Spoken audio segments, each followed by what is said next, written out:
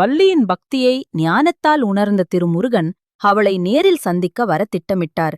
நாரதர் கூறினார், வேடுவர் இளைஞனாய் புனைந்து செல்வதே உசிதம். அதே நேரம் தினைப்புனத்தில் வள்ளி பறவைகளையும் மிருகங்களையும் விரட்டிக் கொண்டிருந்தாள். அவள் அழகான பாடல்களால் முருகனை புகழ்ந்து வந்தாள்.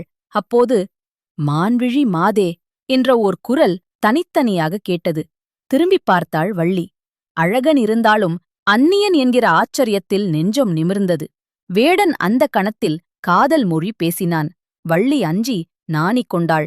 மௌனமாயிருந்து நிற்கிறாள். அதே நேரத்தில் நம்பிராஜன் தினைப்புனத்திற்கு வந்து வேடன் வேங்கை மரமாக மாறியதைக் கண்டான். பிறகு விருத்தனாய் திருத்தோற்றப் பெற்று சிவநாமம் கூறி தன் இருப்பினை வெளிப்படுத்தினான். வள்ளி அந்த அருவி பிரார்த்தனைக்கு குழம்பினாள். விருத்தனின் காதல் மொழி வள்ளியை எரிச்சல் அடையச் செய்தது. அந்த கணத்தில் யார் வந்தார்? ஏன் வள்ளி முருகனைத் தழுவினாள்? மேலும் தெய்வீக கதைகளுக்காக டிவைன் புராணம் சேனலை சப்ஸ்கிரைப் செய்யுங்கள்.